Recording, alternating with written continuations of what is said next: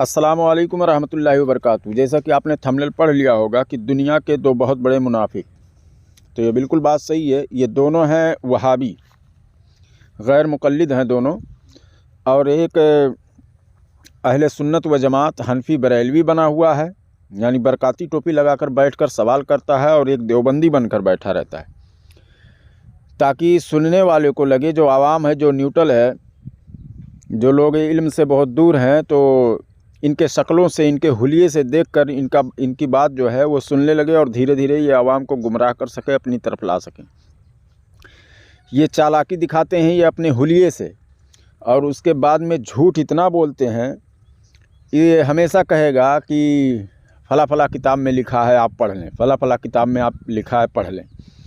अब कौन पढ़ने जाता है? आवाम तो पढ़ने नहीं जाएगी, ऐसी किताबों के हवाले देता है, और जो किताबों के हवाले देता है उसमें वो चीज़ मौजूद ही नहीं होती है, वहाँ पर झूठ बोल रहा होता है।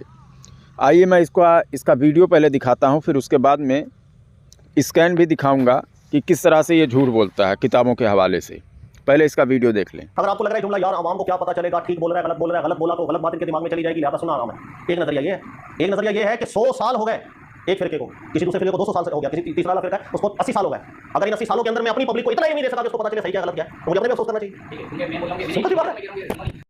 अब देखिए, ये इमामों से हटाकर, जो 4 मुज्तहिद हैं उनसे हटाकर अवाम को किस तरह से ये बात कर रहा है, और तमाम उलमा के ख़िलाफ़ किस तरह से बात कर रहा है, लेकिन ये नहीं सोच पा रहा है कि ये इल्ज़ाम किस किस पर लगेगा।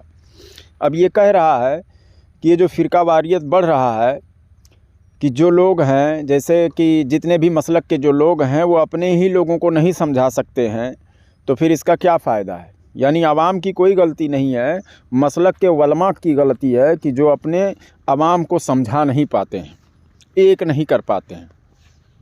ठीक है, अब इसका ये कहना है, तो याद रहे हुज़ूर सल्लल्लाहु अलैहि वसल्लम ने फरमाया कि कौम बनी इसराइल में 72 फ़िरके हुए, हमारी उम्मत में 73 फ़िरके होंगे, है ना। 73 फ़िरके होंगे, एक हक़ पर होगा, तो एक हक़ पर होगा तो उसी में से निकलेंगे जो 72, वो 72 जहन्नम में जाएंगे, एक जन्नत में जाएगा। अब बताइए, उसी में से निकल रहे हैं, लेकिन उसी जिस जमात से निकल रहे हैं लोग 72 किस्म के निकलेंगे, उस जमात को भी हक़ पर हुज़ूर सल्लल्लाहु अलैहि वसल्लम ने कहा। तो अब इसकी अगर माने तो फिर तो समझ लो कि वो अपने मसलक के लोगों को समझा ही नहीं पाए। जो जन्नती फ़िरका है वो अपने मसलक के लोगों को समझा ही नहीं पाए, गलती उनकी है। ये इनका कहना है कि गलती उनकी है कि जो अपने मसलक के लोगों को नहीं समझा पा रहे हैं, समझ रहे हो। तो यानी इसके बकौल ये होना चाहिए कि वो एक फ़िरका माज़अल्लाह रब्बिल आलमीन जहन्नमी है, बाकी 72 जो हैं उनकी कोई गलती ही नहीं है, क्योंकि अपनी आवाम को नहीं समझा पाए, और वो 73 फ़िरके 72 फ़िरके बन गए निकल के। अब इसका बात कहाँ पर जाकर फिट होता है, समझ रहे हैं। तो देखिए,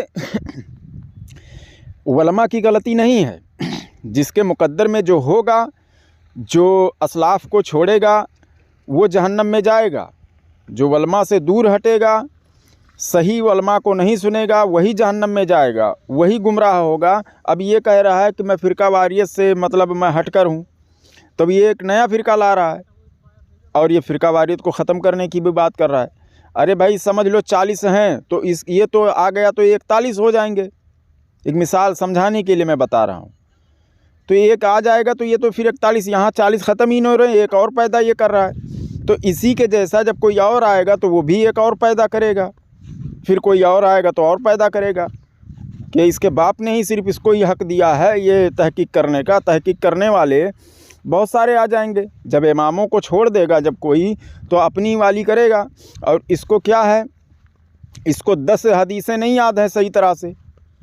अगर ये किताबों का सहारा ना ले ले तो फिर इसको तो कुछ भी नहीं याद है, कुछ नहीं मालूम है।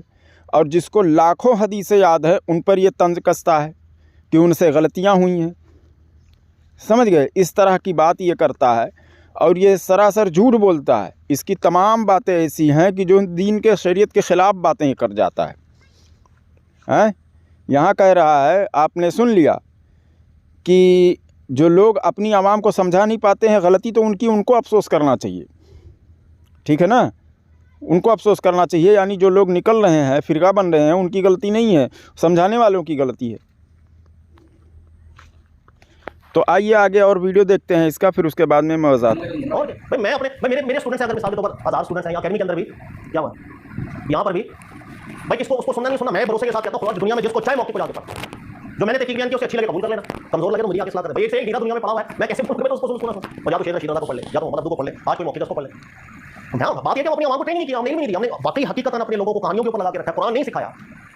अब देखिए ये जनाब कह रहे हैं अपने बचाव के लिए, डिफेंस के लिए भी क्या जुमले इस्तेमाल कर रहे हैं कि अगर कोई सही बात बताता है तो उसकी भी बात ले लें, अगर मेरे में कुछ कमियां हैं तो मेरी इस्लाह करें। तो अगर इनके अंदर कमियां हैं, अभी इनको खुद ही डाउट है, तो ऐसे लोगों को तो वाज कहना ही दुरुस्त नहीं है कि जिसको पुख्ता इल्म ही ना हो वो काहे के लिए किसी को दीन सिखाए, हो सकता है कि वो गुमराह कर रहा हो।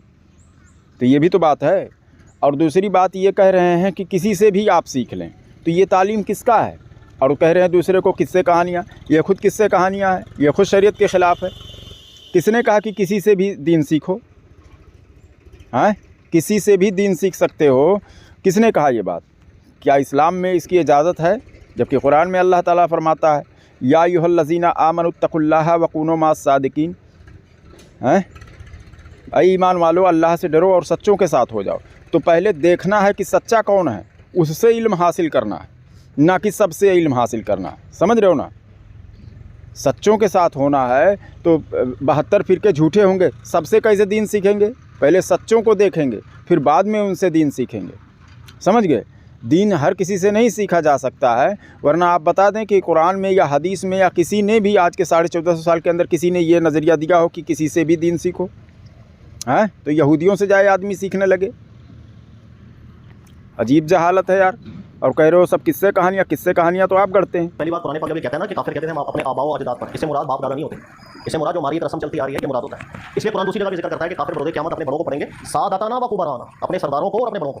वहाँ आबा का जिक्र नहीं किया, वहाँ अपने बड़ों को, तो कहेंगे अल्लाह में डबल अज़ाब देना, तो इनकी बातों में लग गए। अब देखिए इसने कुरान की आयत पढ़ी और उसके बाद में कहा कि जो है कि इससे मुराद जो कुरान में आयत है कि आओ अल्लाह के दीन की तरफ, तो वो कहते थे हम अपने आबा अजदाद के दीन पर कायम रहेंगे, उसके ताल्लुक़ से। अब सामने वाला कह रहा है कि वो तो काफिरों के बारे में नाजिल हुई आयत, वो लोग कहते थे। तो ये कह रहा है नहीं, जो उलमा थे बड़े बड़े, जो मुस्तहदीन थे, उनके बारे में ये आयत है, यानी जो आज हैं उनके बारे में भी है। ठीक है ना? तो याद रहे, अगर ये उसूल अगर बना लिया जाए तो फिर ये भी मर के जब 100-200 साल हो जाएगा तो ये भी आबा अजदाद बन जाएगा। तो इसके मसलक से भी हटाने वाला कोई आ जाएगा तो यही आयत पढ़ेगा और उसके बाद में कहेगा अपने आबा अजदाद को छोड़ दो, हमारी पैरवी करो, है ना? तो जिस तरह से उलमा के ख़िलाफ़ ये बुग़्ज़ भर रहा है, ये भी तो उस आयत से उसमें उसकी ज़द में आएगा ना, कि नहीं आएगा? तो अगर आएगा तो फिर इसको क्या ज़रूरत पड़ी है कि दीन का काम करे? ये आबा अजदाद बनना ही नहीं चाहिए इसे, क्योंकि जब दीन को 100 साल 50 साल ही सिर्फ चलाना है, इसके कहने के हिसाब, बाकी तो सब बाद में जो उलमा है वो आबा अजदाद ही बनेंगे इसके बकौल। तो ये भी तो बनेगा ना। तो ऐसी जहालत ये बकता है। एक जुमला मैं बता रहा हूँ, अहमद रज़ा खान साहब को जानते हैं? जी जानते हैं।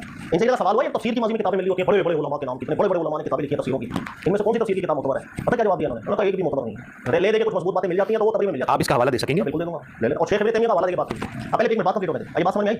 क्या वो बुजुर्ग नहीं थे जिन्होंने किताबें लिखी हैं? इन्होंने कैसे जरूरत कर दी कि नहीं एक भी मुतबर नहीं है? अब देखिए ये कह रहा है कि आला हज़रत फ़ाज़िल बरेलवी रहमतुल्लाह अलैह के से पूछा गया तफसीर के बारे में कि कौन सी तफसीर मोतबर है, तो आला हज़रत फ़ाज़िल बरेलवी रहमतुल्लाह ने फरमाया कोई भी तफसीर मोतबर नहीं है। अगर कुछ ले दे के कुछ अच्छी बातें मिलती हैं तो तफसीर तबरी में मिलती हैं। अब देखिए पहले उसके बाद में आगे क्या बात कर रहा है, इनको कौन ये हक़ दे दिया इस तरह से बात करने का? ठीक है ना? तो पहले झूठा इल्ज़ाम लगाया कि आला हज़रत फ़ाज़िल बरेलवी रहमतुल्लाह अलैह फरमाते हैं कि कोई भी तफसीर मोतबर नहीं है। ये पहले झूठी बात गढ़ी उनके ऊपर, फिर एतराज़ भी कर रहा है उन्हीं के ऊपर कि उनको ये हक़ किसने दिया। अभी मैं आगे स्कैन भी दिखाऊंगा। सामने वाला हवाला मांग रहा है तो हवाला इसने नहीं दिया है, आखिर तक हवाला नहीं दिया है। लास्ट में बोला है कि आप जाके जिल्द का नाम भी नहीं बताया और बोला जाकर मतलब फला फला बाब में आप पढ़ लें, उसमें मिल जाएगा। तो वो मैं अभी दिखाता हूँ कि कहाँ पर लिखा है क्या। पहले एक ऑडियो इसका और सुन लें, वीडियो देख लें, जिसमें वो आदमी बार बार हवाले मांग रहा है कि हवाले दीजिए, कि जो अहले सुन्नत व जमात हनफी बरेलवी हैं आज तक इसको समझ भी नहीं पाए कि कहाँ पर लिखा हुआ है और आपकी तहकीक यानी पहुँच गई वहाँ तक। ठीक है, तो पहले वो वीडियो भी देख लें, फिर आखिर में मैं वो स्कैन लगा कर दिखाऊंगा आपको। तफसीर कोई मोतबर 7वीं सदी हिजरी में शेख इब्न तैमिया ने सबसे पहले फतवा दिया था। तफसीर कोई मोतबर नहीं, ये जितनी मार्केट में अवेलेबल है। और 10 अभी पिछली सदी में अहमद रजा खान साहब ने उसी शेख इब्न तैमिया का हवाला देकर और कहा कि मेरे दौर तक भी कोई तफसीर मोतबर नहीं। बराबर सब में बहुत प्यारा। सर आप कह रहे हैं कि फितना सदियों फितने रहे। अच्छा फिर मैं कमाल बात बताऊं। आपकी अभी आप आपकी हवाला देता हूं। एक आप कह रहे हैं इन्होंने भी बात मैंने पहले कि भाई इससे पहले आपने बात की थी, इन्होंने का हवाला मैं आपने का मैं दे दूंगा। अब अगर मैं आपसे ये कहता हूं सर अभी जो आपने बात की कि इमाम अहमद रजा खान, एक मिनट जाए, अभी मैं आपको, क्योंकि अभी देखो टॉपिक तो हमारा ऑन द स्पॉट चला है ना, ये फतावा रज़विया का हवाला भी मैं आपको दे दूंगा, बल्कि आप खुद देख लीजिएगा। फतावा रज़विया आप खोलें, उसके अंदर एक रिसाला है तफसीर कुरान के नाम से, ठीक है। तो जिल्द अभी मेरे ज़हन में, लेकिन आखिरी की जिल्दें होंगी 21, 22, 23 के बाद देखिएगा। एक रिसाला है तफसीर कुरान की बहस है, उसमें समझ आ गई। वो तफसीर का रिसाला पढ़ लीजिएगा, उसके अंदर शुरू में ही आप उसूल तफसीर पर बहस करके शेखुल इस्लाम इब्न तैमिया का हवाला देके पूरी ये बात खींच के लेके जाएंगे। मैंने रिसाला आपको बता दी, नाम हवाला मेरे पास आ रही है, हवाला कच्चा नहीं देते। अब देखिए, ये खुद कह रहा है कि हमारा हाफिज़ा इतना मजबूत नहीं है, यानी पूछने वाला पूछ रहा है कि ये किस किताब में, कौन सी जगह पर, कौन से सफ़े में, कौन से जिल्द में है, तो ये कह रहा है हमारा हाफिज़ा इतना मजबूत नहीं है। अब जिनका हाफिज़ा इतना मजबूत है कि जो लाखों हदीसें जिन्होंने हिफ्ज़ किया हुआ था, याद था जिनको, उन पर ये एतराज़ कर रहा है कि उनसे गलतियाँ हुई हैं, और जिसको एक हवाला देने में नानी याद आ रही है, वो शख्स एतराज़ करता है और कुरान और हदीस को इस तरह से इस्तेमाल करता है कि कैसा भी करके लोग इसकी बातों पर अमल करें, यानी जो बुजुर्गान दीन हैं उनको छोड़ दें और इसकी बातों पर अमल करें। तो ये बार बार लास्ट में बताया कि जिल्द मुझे नहीं मालूम है, सफ़ा नंबर नहीं मालूम है, लेकिन तफसीर कुरान के ताल्लुक़ से बहस की गई है, इब्न तैमिया के हवाले से बात किया गया है, और उसमें कहा आला हज़रत फ़ाज़िल बरेलवी रहमतुल्लाह अलैह ने कहा कि कोई भी तफसीर मोतबर नहीं है।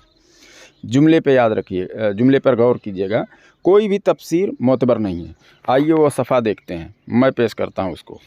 ये फतावा रज़विया शरीफ की इबारत आपके सामने है। इसमें आला हज़रत फ़ाज़िल बरेलवी रहमतुल्लाह अलैह बहस करते हुए आगे लिखते हैं, न हर तफसीर मोतबर है, न हर मुफस्सिर मुसय्यब। समझ रहे हैं? तो अब इसमें कहा जा रहा है कि हर तफसीर मोतबर नहीं है, न हर मुफस्सिर, यानी मोतबर हैं लेकिन हर कोई नहीं है। बहुत सारे ऐसे जो लोग हैं कि तमाम जो फ़िरका वारियत फैलाए और दीन से ख़ुरूज किए, ख़ारजी लोग हो गए, ये सब के सब सही नहीं है, मोतबर नहीं है जो इन लोगों ने सब ने लिखा है। मतलब कुछ है सही, लेकिन सारे के सारे नहीं सही हैं। तो वही लिख रहे हैं, ना हर तफसीर मोतबर है, ना हर मुफस्सिर। जैसे अब समझाने के लिए, आसान करने के लिए मैं कह दूँ कि हर मुसलमान सही नहीं है। पूरी दुनिया में बहुत सारे मुसलमान हैं, हर मुसलमान सही नहीं है, तो इसका मतलब ये थोड़ी है कि कोई भी मुसलमान सही नहीं है।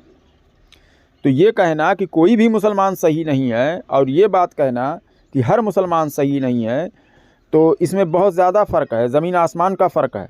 समझ गए? तो इस तरह से ये झूठ बोलता है। तमाम मुहद्दिसीन, ये तो आला हज़रत फ़ाज़िल बरेलवी रहमतुल्लाह अलैह के ताल्लुक़ से झूठ बोल रहा है, सारे के सारे मुफस्सिरीन मुहद्दिसीन के नाम पर झूठ बोलता है, कुरान के नाम पर झूठ बोलता है, हदीस के नाम पर झूठ बोलता है, सब झूठ ही बोलता है। ये जितना भी जब तक बैठा रहता है सब झूठ ही बोलता है। कितना इसका वीडियो दिखाया जाएगा, सब पूरा झूठ पर ही मबनी है। किसी भी तरह से ये कुरान की आयतों को, हदीसों को मिसकोट करके, कैसा भी करके, कि ताकि इसको लोग सुनने लगें, बस यही चीज़ ये काम कर रहा है, और उसके लिए कुछ भी कर सकता है। अब अपने वीडियो में कहता है कि जितने भी मुफस्सिरीन गुज़रे हैं, या बहुत सारे मुफस्सिरीन और मुहद्दिसीन गुज़रे हैं जिनको शैतान ने गलतियां करवा दी हैं, तो इस पर क्या मोहर लगा हुआ है कि इससे गलती नहीं हो सकती है? और फिर आगे वीडियो मैंने दिखाया भी है, कहा मुझसे भी गलती हो सकती है। तो गलती हो सकती है तो फिर तू क्यों इसमें कूद पड़ा? साइड ही रहना चाहिए ना। हो सकता है कि तुझे भी शैतान बहका दे और उसके बाद में आवाम गुमराह हो जाए तेरे रास्ते पर चल कर, तेरे बताए हुए बातों पर।